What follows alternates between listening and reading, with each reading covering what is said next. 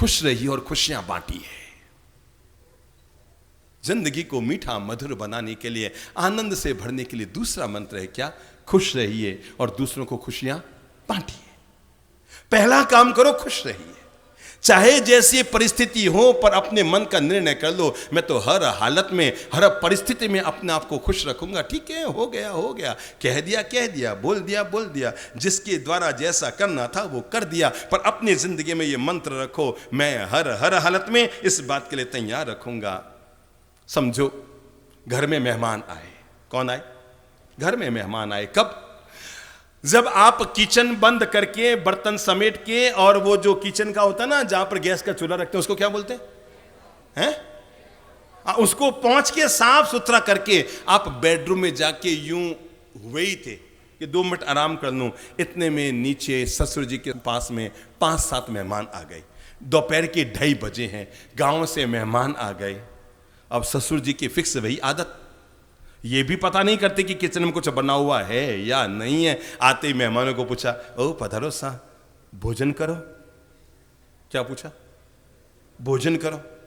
और वो भी पता नहीं, कोई पक्के मेहमान निकले, उनका हाँ इनको तो था शायद ना कहेंगे 2:30 बजे को यहां थोड़ी भरेंगे, अब उनको क्या पता वो हाँ ही भर देंगे। तो उन्होंने क्या पूछा? साहब चाय पिएंगे या भोजन करेंगे? क्या पूछा? चाय पिएंगे या भोजन करेंगे? वो उसके भी गुरु थे, उन्होंने कहा पहले चाय पिएंगे, बाद में खाना खाएंगे। अब क्या होगा? ससुर जी तो चाय बनाने से रहे, ससुर जी तो खाना बनाने से रहे, क्या आवाज लगाएंगे? बिंदु।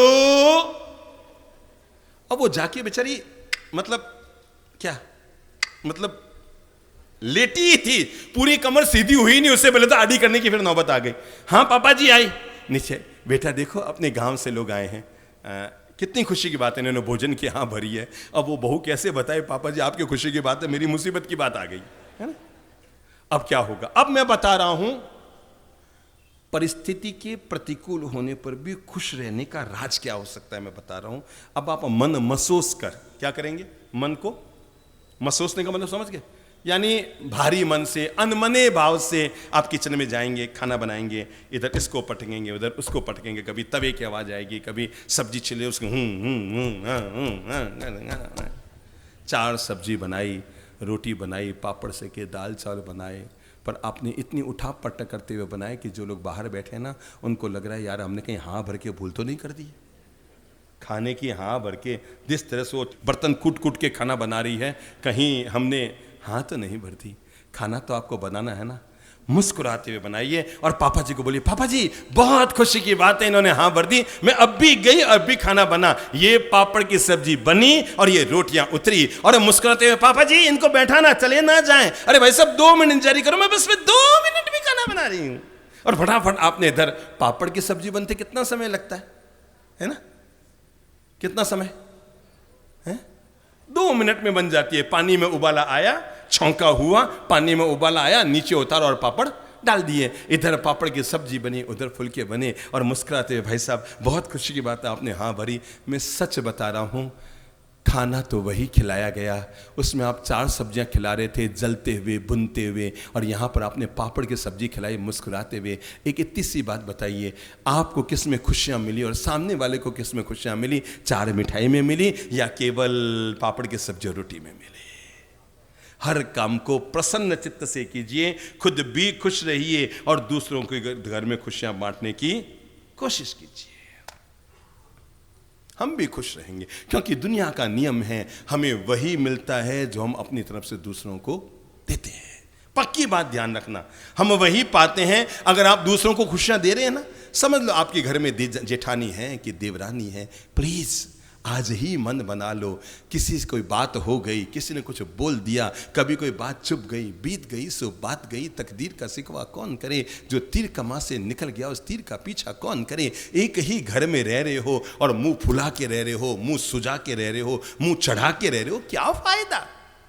देरानी भी मुंह चढ़ी हुई है, जेठानी भी मुंह चढ़ी हुई है, और दोनों को लगता है मेरे बिना घर चलता ही नहीं है। और सच्चाई है कि तुम दोनों आए तो घर चलना बंद हो रहा है, हालत बिगड़ रही है घर की, क्योंकि दोनों ही अपनी अपनी ईगो को लेकर के बैठी और ईगो में टकरा रही है। ठीक है यार, हो गया हो गया।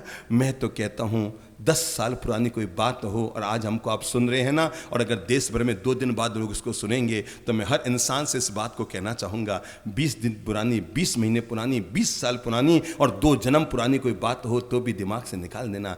ठीक है यार, कब तक ढोते रहेंगे? पुराने सालों के कैलेंडर हम निकाल देते हैं, फिर पुरानी सालों की बातों को हम क्यों ढो रहे हैं? उसने मुझे ऐसा क्यों कहा था, उसने मेरे साथ ऐसा क्यों किया था? हो गया हो गया, बहुत है। हमसे ज्यादा अच्छे तो वे गली के जानवर होते हैं जो सुबह भौं भौं करके लड़ जाएं पर शाम को एक जगह बैठे नजर आते हैं। एक हम हैं, एक बार भौं भौं क्या कर लेते हैं, जिंदगी में कभी साथ बैठे नजर नहीं आते। एक बार भौं भौं क्या कर लेते हैं। अरे हमसे वो भौं भौं करने वाले ज्यादा अच्छे हैं। वो तो जब भी भौं भौं करते हैं तो दूसरों लोगों पे करते हैं, हम जब भी भौं भौं करते हैं तो घर वालों पे करते हैं। ये तो और मुसीबत है। वो तो जब भी भौं भौं करेंगे ना, कोई बाहर का आदमी गली में आएगा तो वो भौं भौं करेंगे, और हम लोग किस पे भौं भौं करते हैं? अपने ही घर के लोगों पर गुस्से में आके भौं भौं करते हैं। खुश रहूंगा और खुशियां बांटूंगा, अपने द्वारा जितनी खुशियां बांट सकता हूं बांटूंगा। अब जहां है ना, एक काम जरूर किया करो, मेरे द्वारा खुशियां बांट दो। समझ गए ना? क्या करो? बस में बैठे ना, कैसे बांटे खुशियां, कैसे करें सहयोग? बस में बैठे हैं, सब पूरी बस भरी हुई है, इतने में एक वयोवृद्ध व्यक्ति आए। ये मत देखो कि आगे वाला व्यक्ति उन्हें बैठाएगा, झट से खड़े हो जाओ। ओ पधारो विराज साहब, बैठिए भाई साहब।